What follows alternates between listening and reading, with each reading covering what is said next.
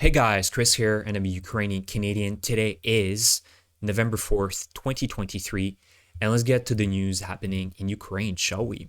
So, right now, there's a really big development happening in the Kerch area, linking Crimea and mainland Russia.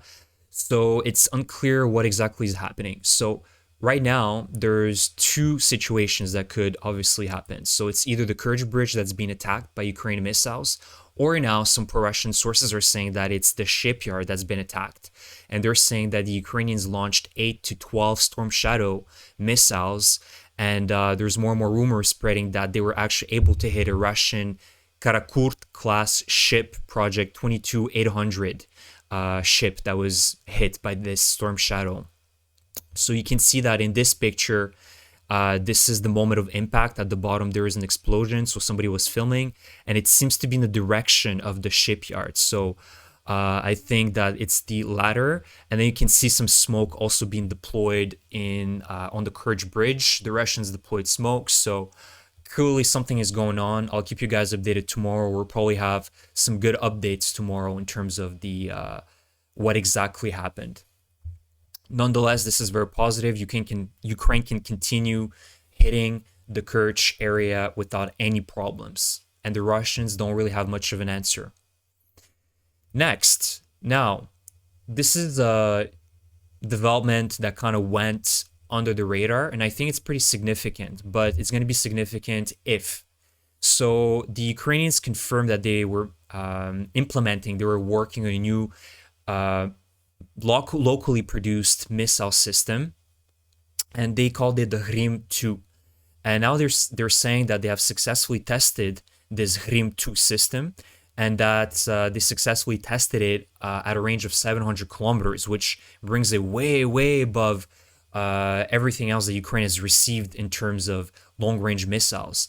And this is significant because if Ukraine can mass produce them, this would pretty much allow them to be hitting mainland Russia and hitting, military targets. I think that's going to be really important because right now, the fact is Ukraine is really reliant on Western help for long-range missiles and obviously pretty much everything else. So Ukraine needs to really build a military industrial complex, the capacity to produce weapons by themselves.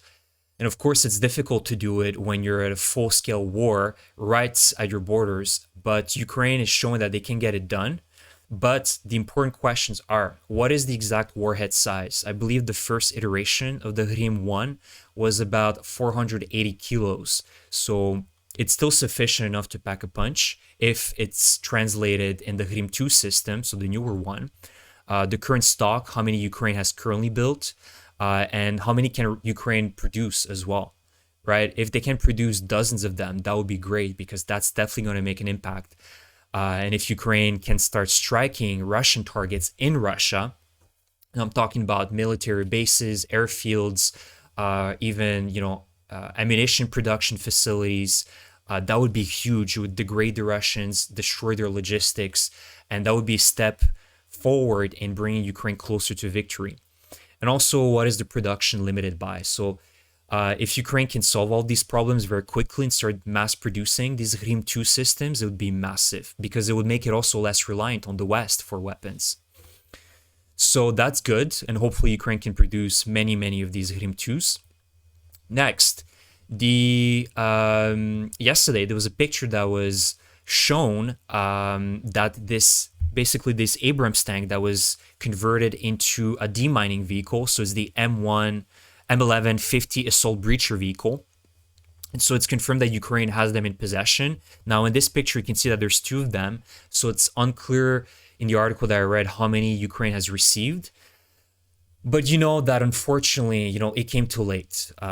They're going to be necessary even right now. But imagine if Ukraine had them in the summer offensive, so the very first month of June, right? And if they had a lot of them, that would really help the Ukrainians to clear the way faster. So although it's welcomed, and I think Ukraine still requires them, the element of surprise was lost, and the Russians know they're much better prepared now that we're 4 months in after this, summer campaign for Ukraine. So although Ukraine is still going to need demining vehicles, I still think they kind of came a little bit too late, but still important. What is interesting about them is that they have a 4.6 meter plow. Essentially, they can plow through. And they also have two M58 launchers that can create a 100-meter long path and 8-meter wide corridor for, getting through these minefields, and also a little M2 Browning machine gun just in case. And so, it would have been nice that Ukraine would have received a few dozens of them in the early phase of the campaign, but it's good that they're there, and thank you to the United States either way.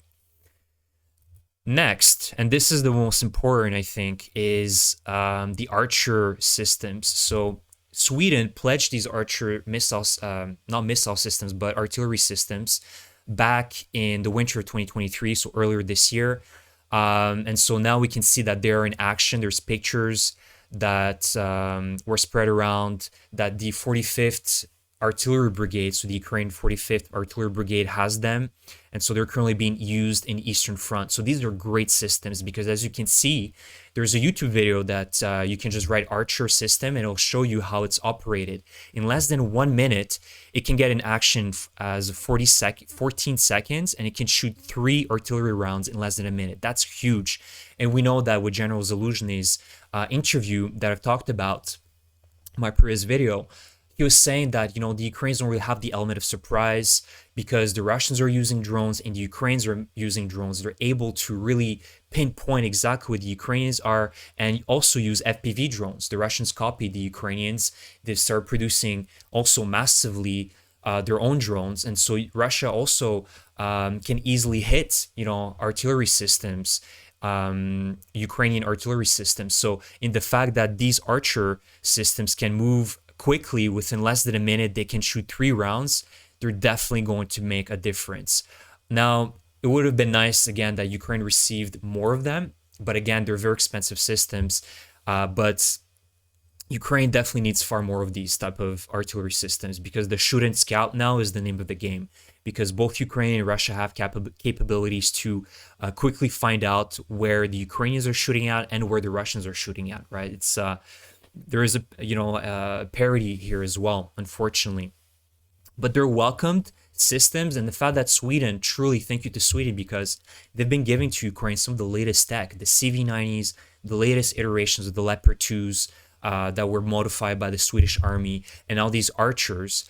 I can only dream that Ukraine will one day receive the Gripen jet fighters. So hopefully, maybe Ukraine will receive them, in the next few years. They're definitely going to be important as well.